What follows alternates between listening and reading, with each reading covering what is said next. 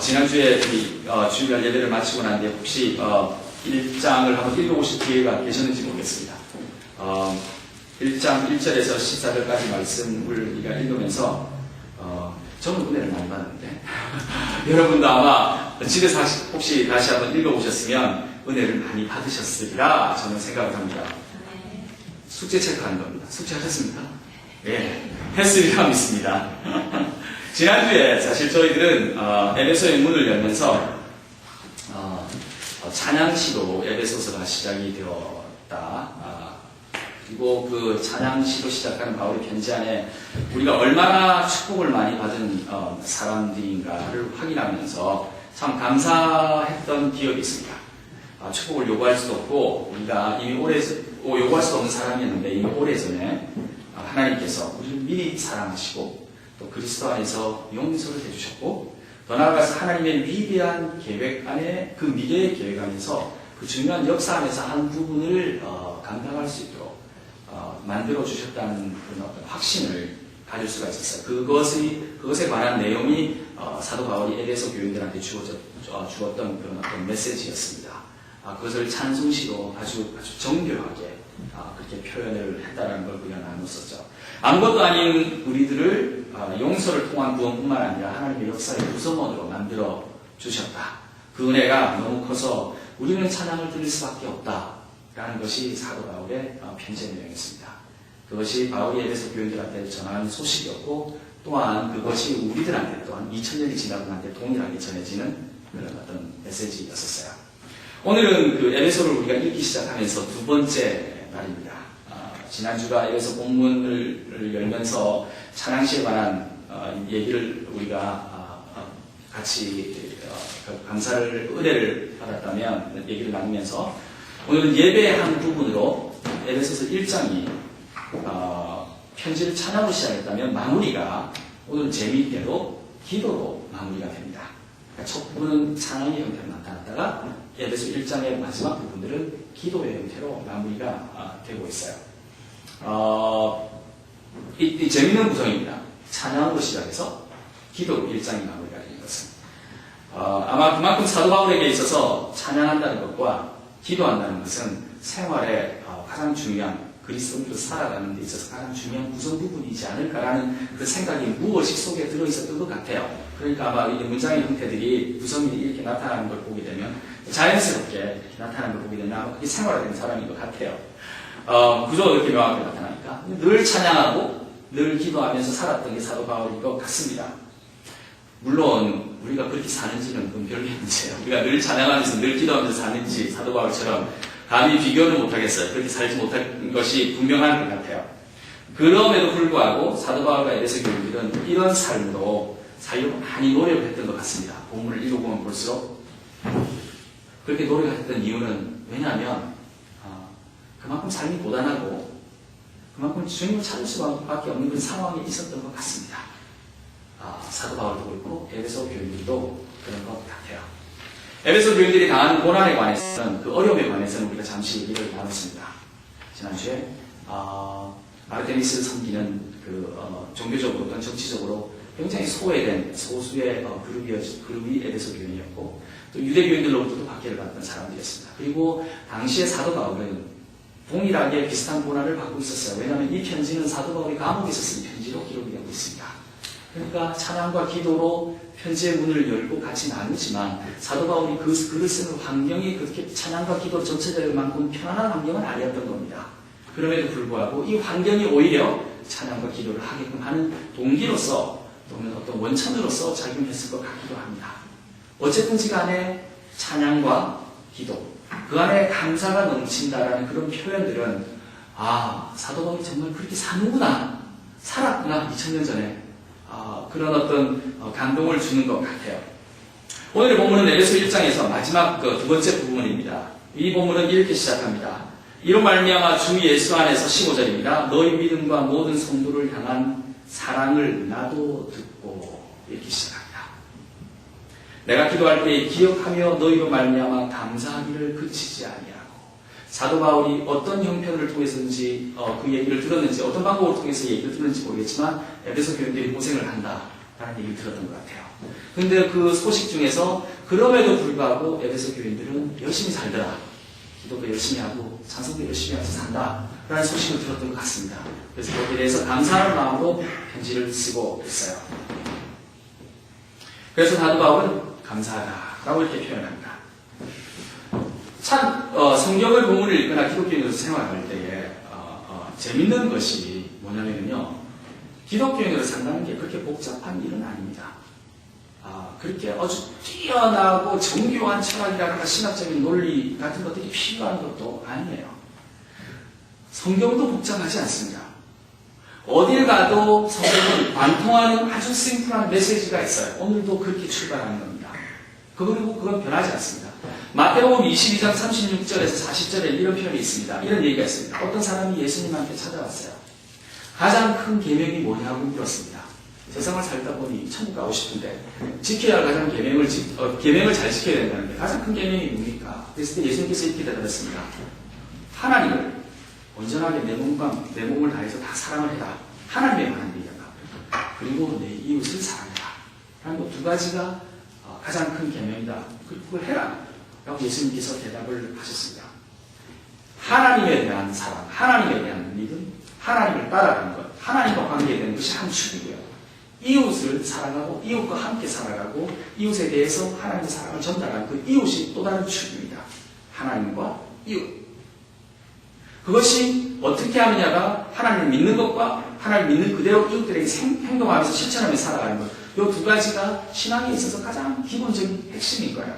어딜 가도 변할 건 없습니다. 에베소 교회는 그 어려움 중에서도 예수 그리스도가 가르쳤던 그 가장 큰 계명인 하나님을 사랑하고 하나님을 믿고 사랑하고 또 그 믿고 사랑하는 것을 이웃과 함께 또 사랑을 표현하는 그것을 잘 진행하고 있었던 것 같아요. 그래서 사도 바울은 이렇게 표현합니다. 너의 믿음과 하나님에 대한 그 믿음과 모든 성도를 향한 사랑, 그 이웃들에 대한 사랑들에 관한 가장 예수님께서 가르쳤던 그 기본적인 그것이 에베소 교인들을 통해서 이루어지고 있는 것을 확인하고 그것이 감사하다라고 사도 바울은 첫 문을 여는 거예요. 그 기도에 있어서. 하나님을 믿고 성도를 사랑하는 것. 다시 말하면 굉장히 중요합니다. 그리고 둘 다 중요합니다. 어느 하나가 더 중요하거나 덜 중요한 게 아니에요. 둘 다 중요합니다. 마치 자전거를 타고 갈 때 바퀴에 두 개가 같이 가야 되는 것처럼 둘 다 중요합니다. 무엇을 믿는가가 중요하고 어떻게 믿느냐도 중요합니다.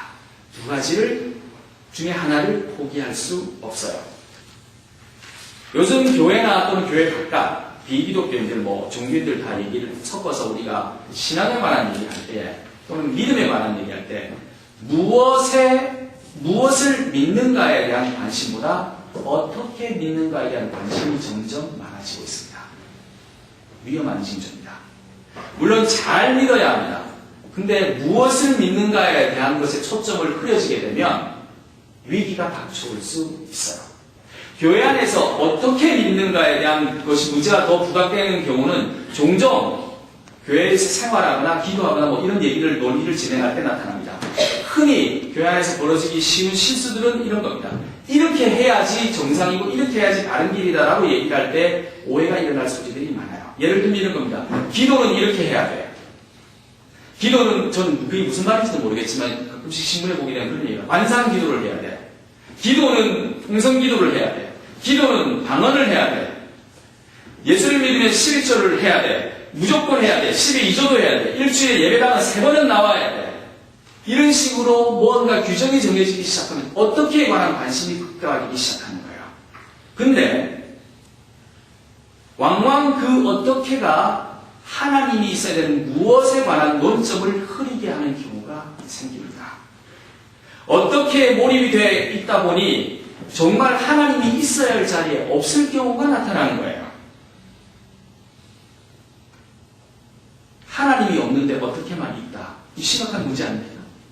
하나님 대신에 만약에 내 만족감이 그 자리를 차지하고 있다면, 그리스도 대신에 규칙이 그 자리를 차지하고 있다면, 그것에 의해서 서열이든지 권력이든지 문화가 형성이 된다면, 교회는 아마 그 기능을 상실하게 되는 겁니다. 그건 뻔할 뻔짜예요. 아무리 화려하고 아무리 무엇이 들어차 있고 복잡복잡한다 손치더라도 하나님의 자리 대신에 사람의 욕심과 만족감과 심리적인 충족감 같은 것들이 하나님의 자리에 우선한다면 어떻기 때문에 무엇이라는 그 점을 잊어버리거나 놓치게 되는 겁니다. 우리가 어디에 와 있나? 에베소 교인들은 무엇을 믿는가에 대해서 목숨을 거는 사람들이에요. 초기교회 사람들로서. 에베소 교인들은 일주일에 3번씩 모여서 예배하고 큰소리로 통성기도를 할 수 없는 사람들이었습니다.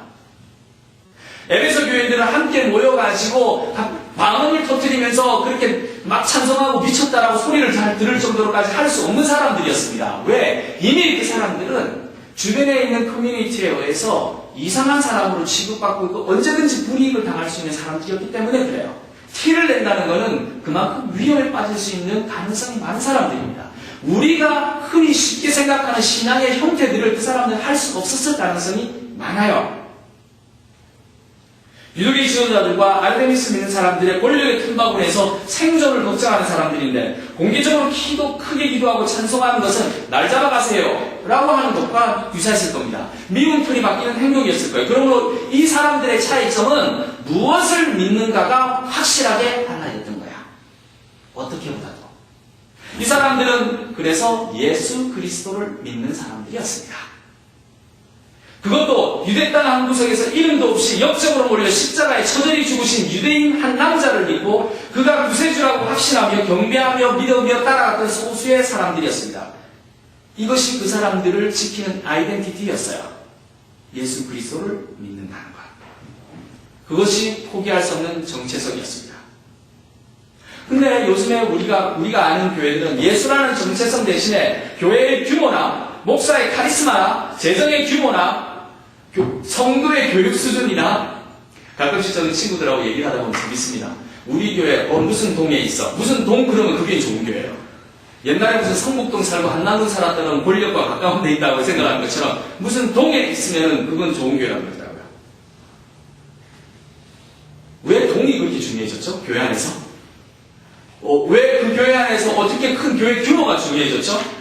왜 교회 안에서 세습의 문제가 그렇게 중요해졌죠? 저하고 성이 비슷한 목사님이 요즘 세습 문제 때문에 시끄럽다고 합니다. 웃으시는 분은 무슨 말씀인지 아실 것 같아요. 괴롭습니다, 저도. 근데 그런 내용들이 교회의 자리를 차지하게 된다면 그것이 교회의 정체성과 혼돈을 일으킬 수밖에 없는 건 아닌가요? 오늘의 본문의 성도는 세인트라고 표현이 되어 있습니다. 세인트라는 말은 에베소 교인들이 홀리해서 세인트라는 게 아닙니다. 성도라는 그 표현이 에베소 교인들에 주어졌을 때 에베소 교인들이 섬기는 방법이, 하나님을 섬기는 방법이, 기도하는 방법이, 또는 살아가는 방법이, 찬양하는 방법이 기타와 밴드와 모든 것들이 있고 파이프 오르간이 있어서 그래서 거룩한 분위기를 만들어내는 교인들이 아니었습니다. 머리 뒷부분에 후광이 생겨가지고 걸어갈 때마다 와, 저 사람 무슨 영빨이 있는구나. 그렇기 때문에 세인트라고 불렀던 사람들이 아니었습니다. 그 사람들이 세인트였던 것은 그 사람들이 달랐기 때문에 그렇습니다. 그 사람들이 달랐던 이유는 그 사람들은 십자가에 달린 예수 그리스도를 믿고 살았기 때문에 그렇습니다. 예수밖에 없었기 때문에 그래요. 우리가 거룩하다고 얘기한다고 하면 목사의 카리스마를 따라가기 때문에 우리가 거룩하게 구원받는 것이 아니라 예수 그리스도가 우리 심장 속에 있어야 되기 때문에 그렇습니다. 예수 그리스도를 마음에 가지고 계시냐는 거죠. 그 아이덴티티가 있느냐는 겁니다. 우리가 다르고 구분되어서 세이트라면 무엇을 믿는지 다르고 그 믿는 바대로 서로 사랑하면서 세상에 살아가는 방식이 아닌 다른 방식으로 살아가니 그 다른 때문에 세인트라는 성도라는 얘기를 사도 바울은 하고 있는 겁니다. 하기야 살아가는 방법이 달랐을 수밖에 없을 것 같아요. 에베소 교인 서로가 공동으로 먹을 것을 나누고 노예와 주인이 같은 자리에서 성찬을 나눕니다. 저쪽 구석에 처박혀서 나올 수도 없던 사람들이 그 여자들이 문 앞에 나와서 같이 찬양하며 남자들과 함께 예배를 드립니다. 그 당시 사회에서는 뭔가 달라도 확실히 다른 공동체였던 거예요. 예수님을 믿는다는 것이 그렇게 바꿔버린 겁니다. 예수님을 믿는다는 것 하나 때문에 생활 방식이, 사랑하는 방식이, 살아가는 방식이 바뀌어지게 된 거예요. 무엇을 믿느냐가 어떻게를 바꿔버린 겁니다. 근데 우리는 그 무엇을 믿는가에 대한 확신이 있는가? 라는 질문을 하는 겁니다. 이미는 그 사랑이 에베소 교인들에게서 나타나기 시작했어요. 바울은 이것이 감사한 거였습니다. 눈물이 나도록 감사한 거였습니다. 그래서 감옥에서도 감사와 찬송이 나오는 것이죠. 이 감사의 절절한 마음으로 바울은 다음의 기도로 넘어갑니다. 17절에서 23절입니다. 여기에 세 가지 중요한 포인트가 나옵니다. 이거는 제가 포인트를 구분하는 게 아니고 문장의 구조가 그렇습니다. 문장의 구조가 세 가지로 나누어지는데 세 가지 포인트가 어떻게 되면 17절에 이렇게 표현되어 있습니다. 우리 주 예수 그리스도의 하나님 영광의 아버지께서 지혜와 계시의 영을 너희에게 주사 하나님을 알게 하시고, 여기에 문장 구조로 보게 되면 You may know God 이렇게 나와요. 그러니까 기도의 내용이 하나님을 더 잘 알게 해달라는 것이 첫 번째 기도의 내용이었습니다. 하나님을 더 잘 알게 해달라. 그리고 18절로 넘어갑니다. 너의 마음의 눈을 밝히사 그의 부르심의 소망이 무엇이며 그 순간에 그의 영광이 풍성함이 무엇이며 이렇게 돼 있죠. 그 소망이 무엇인지 알게 하달라. You may know hope 이렇게 넘어갑니다. 그래서 첫 부분에는 하나님을 더 잘 알고, 두 번째 부분에는 그 소망을 알게 하고, 그리고 19절로 넘어가서 이렇게 들어갑니다. 그의 힘의 위력으로 역사하심을 따라 믿는 우리에게 베푸신 능력의 지극히 크심이 어떠한 것을 너희로 알게 하시기를 구하노라. 모든 것이 알게 하기를 기도한다 라는 거로 끝나는 거군요. 기도문이. 네, 처음에는 그 세 번째는 뭐냐면 You may know the power of God 이렇게 됩니다. 그래서 You may know number one 하나님을 더 알고, You may know hope, 희망을 알게 하고, 소망을 가지게 알게 하고, You may know 하나님의 파워를 알게 하고, 이렇게 세 개로 기도문이 구성이 되어 있어요. 완벽한 구성입니다. 이 기도문 자체가. 근데 차이점은 이겁니다. 기도의 내용이 우리가 하는 기도와 다른 거예요. 우리가 교회 안에 와서 흔히 하는 기도들과는 내용이 다른 거예요. 우리가 교회 안에서 기도의 제목을 내놓으십시오 라고 했던 기도와 다른 겁니다. 에베소 교인들하고 왜 고민이 없었겠습니까? 에베소 교인들이라고 해서 왜 힘든 일이 없었겠습니까? 목숨이 경각에 달렸을 수 있는데, 주인의 마나님과 그 집의 노예가 같은 테이블에 앉아서 잔을 나누고 떡을 나누면 주변의 사람들이 그 주인을 보고 뭐라고 얘기했을까요? 왜 고민이 없었겠습니까? 당장 니네들하고 거래를 끊겠다는 얘기 안 나올 것 같습니까? 나오지요. 여자와 남자가 같이 앉아서 밥을 먹습니다. 같이 찬양을 합니다.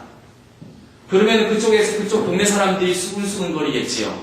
아니 세상에 문화를 몰라도 한참 모른다고. 저런 엉터리들이 어디 있느냐고.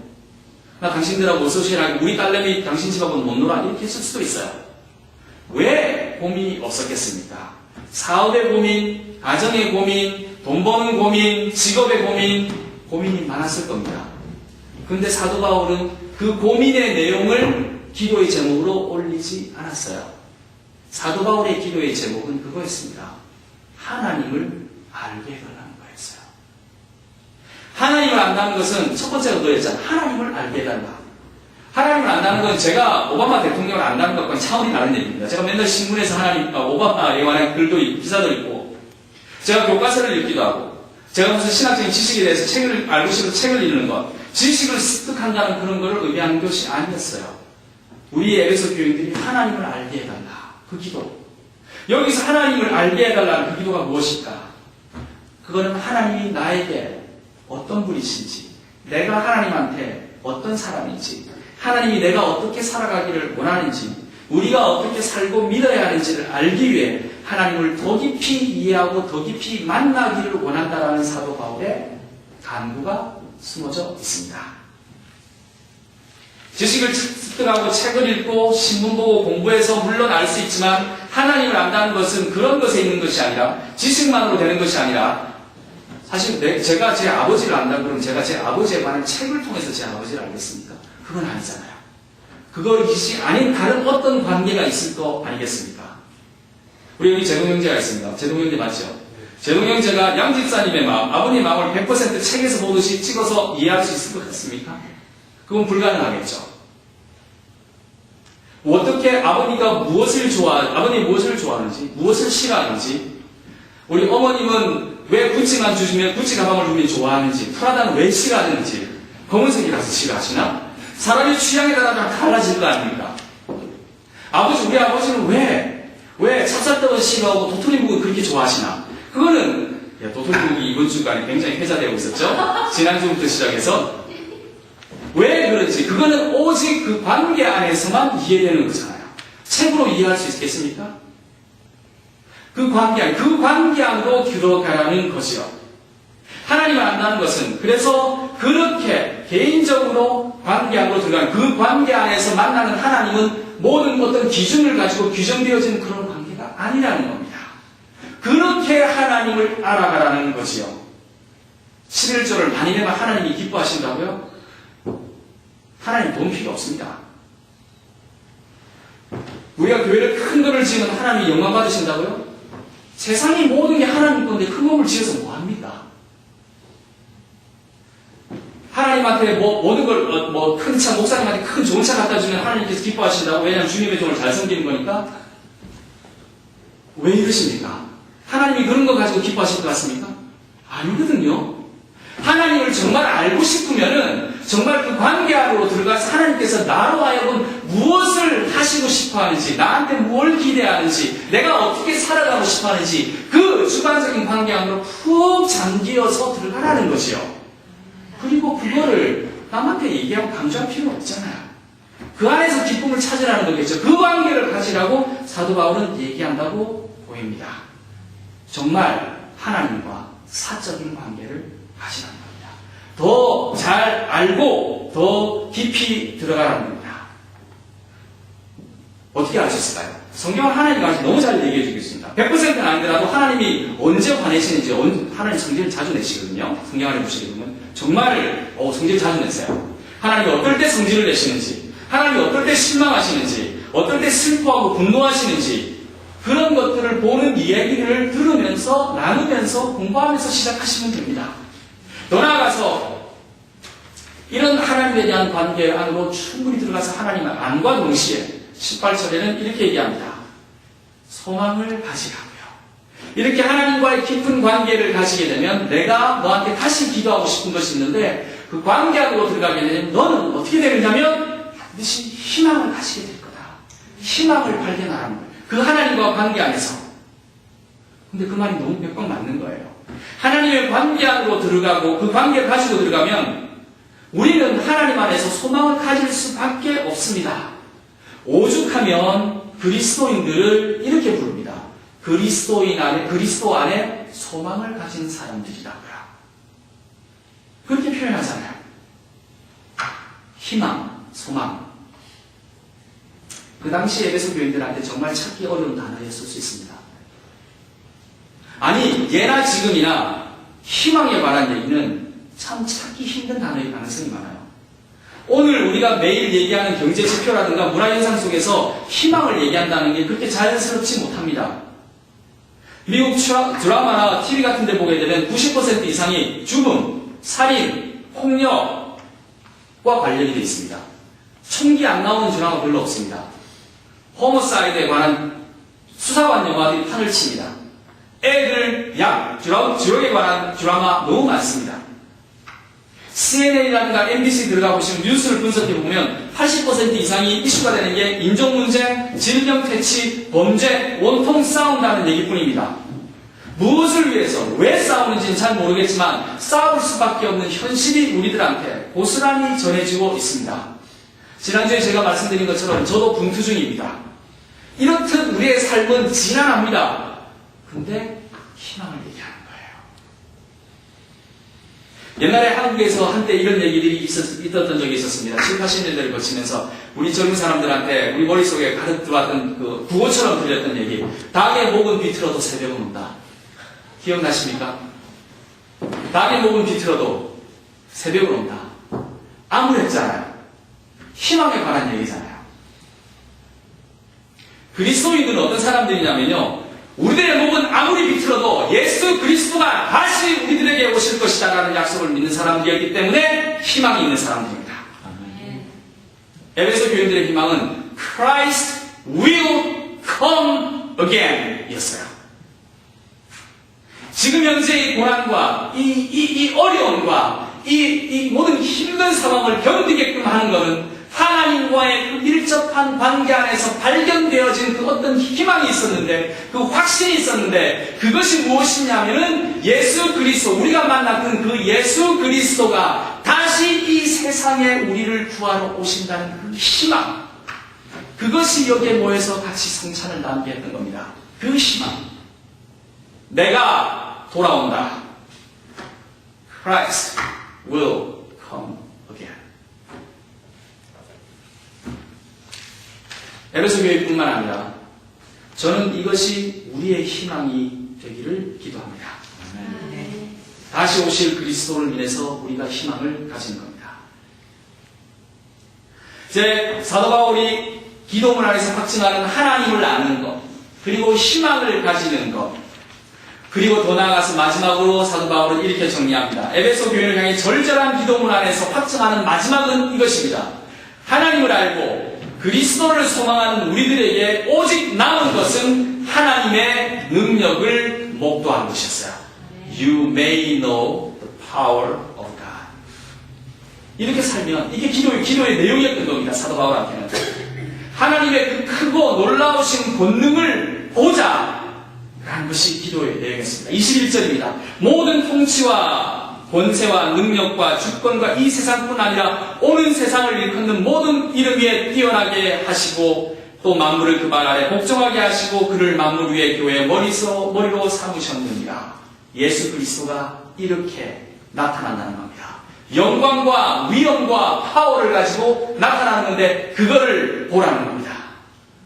이 말은 무슨 말인지 아시겠어요? 제가 간단하고 심플하게 정리해드리겠습니다. 우리는 이긴다. 한번 따라해보세요. 우리는 이긴다. 우리는 이긴다. 한 번 더 따라해볼래요? 우리는 이긴다. 우리는 이긴다. 우리는 승리한다. 우리는 승리한다. 이겁니다. 이게 사도 바울이 에베소 교인한테 주는 메시지였던 겁니다.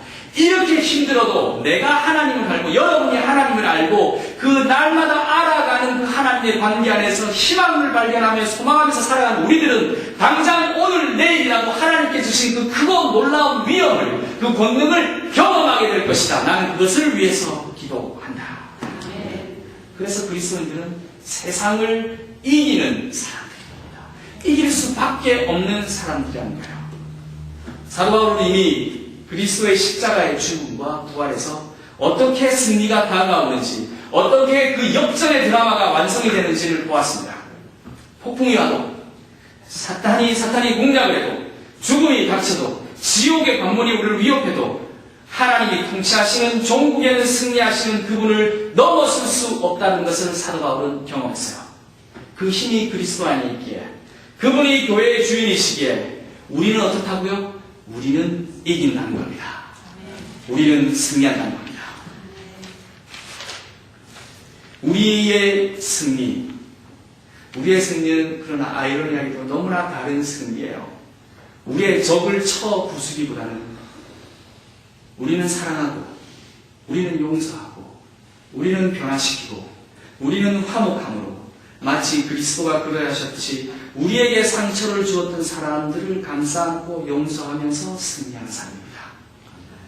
그런 거 승리할 수밖에 없어요. 우리가 우리들한테 싸우고 우리한테 해코지하는 사람들 가서 칼 들고 목을 자르는 게 아니고요. 그러면서 위험을 보이는 것이 아니라 그리스도께서 보여줬던 그 위험을 우리를 통해서 나타날 수밖에 없습니다.